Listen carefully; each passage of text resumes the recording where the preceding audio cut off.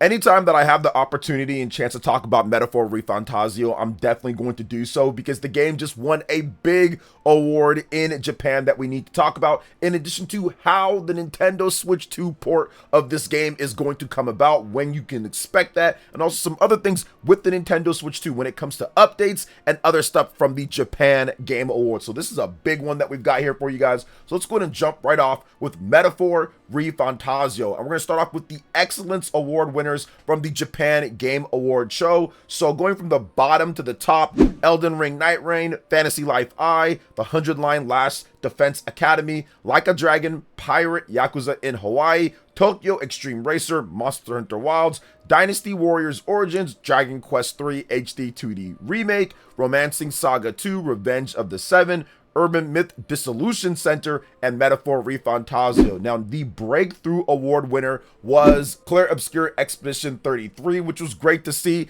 but the actual grand prize, grand award winner of this show, so Game of the Year, was Metaphor ReFantazio. So the way that they do it, it's kind of weird because of the cutoff dates and all of that. So games that came out last year can win it for this year. So certain games, like let's just say like Mario Kart World or Donkey Kong Bonanza, those are going to be eligible for next year's show. And Masahiro Sakurai was there, and this was a big event overall. But what I like to see is that Metaphor ReFantazio won that award, because I do think that it was the best game of last year, and I felt that it got kind of snubbed from some places. Now, many people gave Astrobot Game of the Year, and that's completely fine, but I feel that Metaphor ReFantazio, because I played both of those through completion, pretty much got all the trophies and achievements for both of them, or trophies more like, because I played it on PlayStation 5, and I would say that the overall better, more complete game was Metaphor ReFantazio. So it's cool to see it get its flowers, although it did get a lot of Game of the Year award winners from some of the other big websites here in the US. So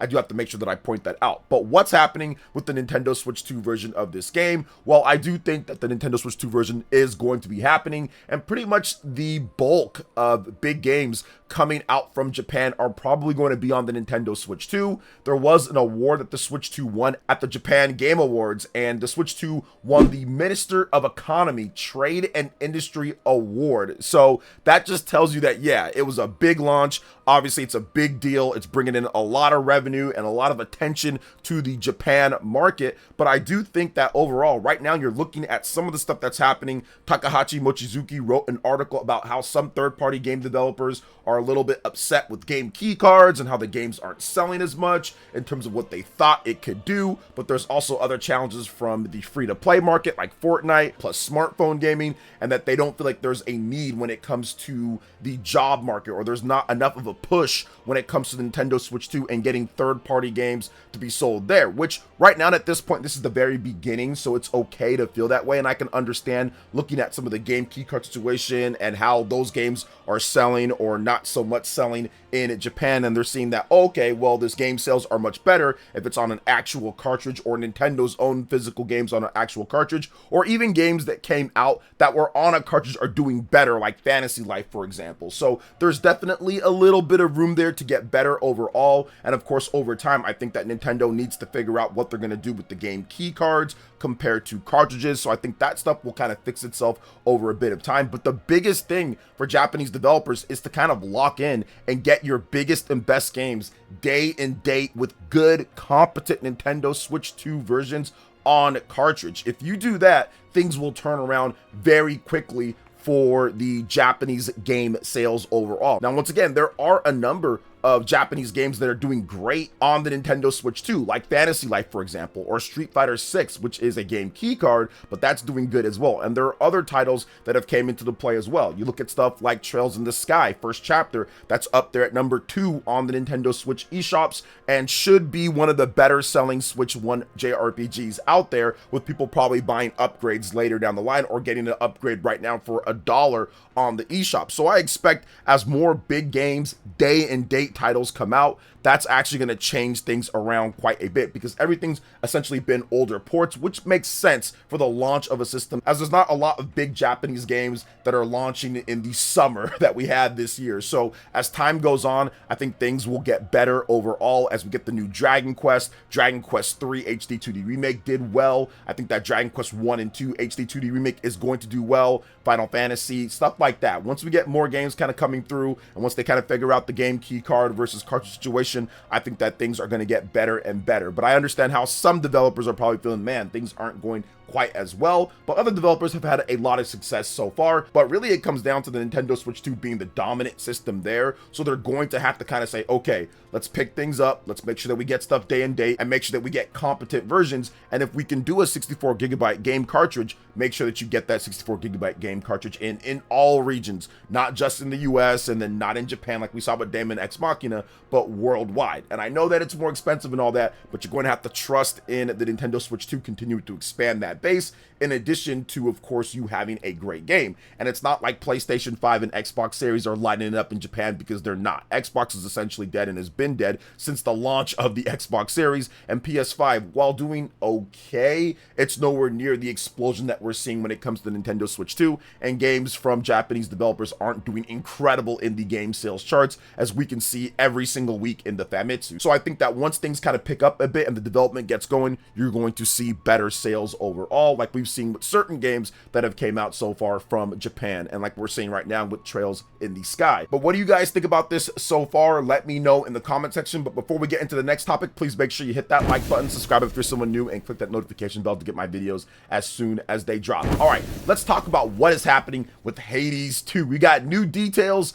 on the physical edition of the game, which is going to come complete on cartridge with both the Nintendo Switch 1 and Nintendo Switch 2 version on November 20th on a single cartridge, all complete. Now remember, the launch of the game is on September 25th, so it's coming out very soon as of the time that I'm recording this video. So if you want the digital version, that is going to be $30. If you want the physical version, which I think is going to be handled by Nintendo publishing wise, that is going to be $50. So it is a $20 upcharge on that physical version. So for those who were doubting how much more the physical cartridge costs, when it comes down to it, you can put about 20 bucks on it if that's the case for a lot of games. So you have the character compendium booklet, it's going to come with that, a soundtrack downloadable code, and a reversible cover. Now this is an excellent physical edition. I love to see this, and I think it's going to actually entice people not only to double dip, because I know I will be. I'll be playing the game on September 25th, but I'm definitely going to pick up this physical edition and probably just keep it sealed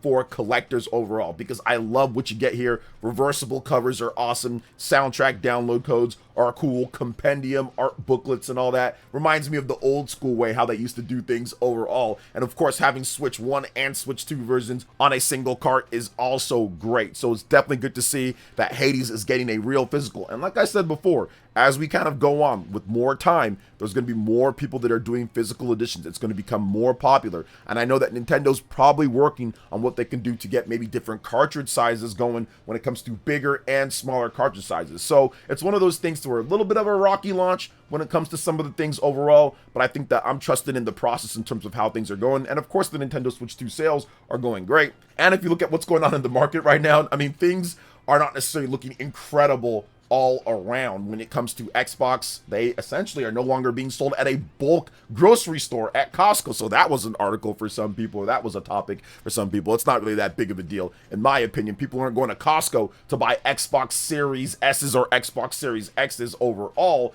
But yes, PlayStation 5s and Nintendo Switch 2s are still sold there. But overall, you're going to have the Nintendo Switch 2 be a staple, so we can have a stable gaming economy and stable, I would say, competition in the market when it comes to consoles, because obviously Xbox is kind of fading at this point. So we'll see what they do next generation. But I love to see that Hades here is getting a nice physical edition. And the best thing about physical editions on the Nintendo Switch 2 is that they are the last hope of having a real authentic physical edition. And I've talked about this before. Some people don't like when I say this, they don't feel it's the same thing, but I do, because if you go on Xbox or PlayStation when it comes to their physical editions, yes, a lot of the games are on disc and you don't need to download anything and it can be installed from their preservation. I get all that, but it's still taking that game and installing it to a hard drive. That's not how physical games worked when I grew up back in the day. A physical game was a real physical game to where you put in the disc or you put in the cartridge and it plays off of that. That was how it was with the PlayStation 1, the PlayStation 2, the PlayStation 3,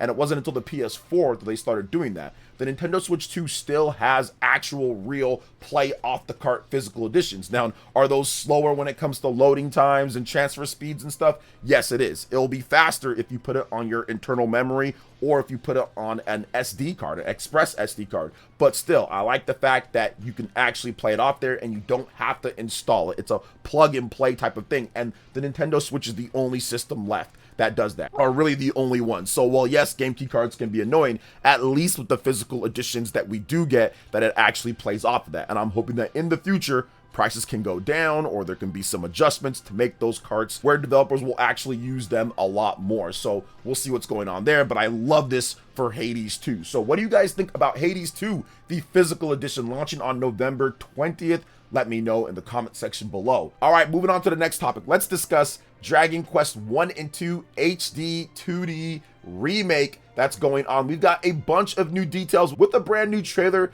that Square Enix has revealed. So check this out, guys. We've got new NPCs for Dragon Quest 1. We've got new dungeons for Dragon Quest 1. We've got a new story for Dragon Quest 1. We've got new party members for Dragon Quest 2, new ocean floor map with new story / bosses for Dragon Quest 2, new mini game for Dragon Quest 2, and mini medals for both of these games, and it looks spectacular. Shout outs to Stealth for rounding up a lot of this information that we've talked about here, and of course I'll have links in the description below. But yeah, Dragon Quest 1 and 2 HD 2D remake is looking absolutely incredible. If you love old school RPGs like I do, you're not going to want to miss these ones. Dragon Quest 3 HD 2D remake was fantastic. People liked it a lot. It sold millions of copies, and I think that Dragon Quest 1 and 2 HD 2D remake, the fact that you're getting two games packed into one for that same price, I think that's really good overall. Now we'll see about the content when it comes to playtime versus Dragon Quest 3 and all of that, but I think that it balanced itself out by getting two games packed into one here. So it's very exciting to see that. Dragon Quest 7 Reimagined, that's coming out as well early next year. So looks like Square Enix, like I said, they are doubling down on what works for them when it comes to the games. And I think stuff like this is super exciting. People want to see these older Dragon Quest games brought back on modern platforms with new types of content in there. And that's exactly what they're doing here. So very cool to see Dragon Quest 1 and 2 HD 2D remake get new content and of course look fantastic. And thankfully with the Nintendo Switch 2, for me at least, I can finally play it in 60 FPS and looking good and not have to deal with the 30 FPS for a retro looking HD 2D game, which is one of my biggest complaints with AA games on the Nintendo Switch 1. They were in 30 FPS and I don't think they should have been, but whatever. I'm not a developer and I know that a lot of these post-processing effects and stuff like that can hit frame rate. So I do think that having the Switch 2 where a game like this is going to be great to be played anywhere that you want, but then you're also going to have it in similar or close enough quality to PlayStation 5 and Xbox Series. That is a huge boost for me picking it up on the Nintendo Switch 2. So I really like that. So what do you guys think about Dragon Quest 1 and 2 HD 2D remake, new content trailer that dropped? Let me know in the comment section below. All right, guys, we've got one more topic to go over, and it's a game that I'm super excited about with Hyrule Warriors Age of Imprisonment. We got some brand new key art for Queen Sonya, and she is looking absolutely majestic overall. You got her new art, obviously the outfit very similar when it comes to what we've seen before, but to see her and to be able to actually fight with a lot of these people from the imprisoning war is exciting, because that was one of the best things to me, at least with the story. And I know that some people felt that they kind of fumbled it a little bit with how they delivered the story in The Legend of Zelda Tears of the Kingdom, but going back and hopefully them getting kind of a little bit of a redo to kind of put everything together here with the walking segments, with the story segments, with Queen Sonya, with Rauru and all that, I like it. So I think that maybe third, fourth time's a charm down. Legend of Zelda Breath of the Wild. Then you also have Hyrule Warriors Age of Calamity. You have Tears of the Kingdom. Now you have this game. Okay, so yeah, fourth time is a charm overall with this. I do think the game is going to be spectacular. I loved Age of Calamity, but man, the frame rate was so rough on the Nintendo Switch 1. So with the Nintendo Switch 2 here, we're going to get this game. We've seen it running. It's 60 FPS. It looks sharp. The resolution looks good. This game originally started out as a Nintendo Switch 1 game, and then they realized that the Nintendo Switch 1 is not going to be able to handle what they want to do overall. Heck, it barely held together with Hyrule Warriors Age of Calamity. So it was a good move to move it over to the Nintendo Switch 2, because I think this game is going to be so much more fun and better on the Switch 2 hardware. Once again, love the outfits, love Queen Sonya. This looks great. I can't wait to use the characters. Princess Zelda was actually one of my favorite characters to use in Hyrule Warriors Age of Calamity and Hyrule Warriors Definitive Edition. So I cannot wait to see how she plays and how everyone else plays in this. I think it's going to be a ton of fun and run and look great this time around. This bow that she has looks just super cool. So this is going to be a great game overall. So what do you guys think when it comes to everything we talked about here? A lot of gaming news with Switch 2 and more. Let me know in the comment section below. All right, guys, that wraps it up for this video here. Thank you so much for watching. I do appreciate it. Please make sure you hit that like button, subscribe if you're someone new, click that notification bell, and check out my other Nintendo Switch 2 RPG content and more right here on screen. Thanks for watching, and we'll catch you guys for the next one. Peace.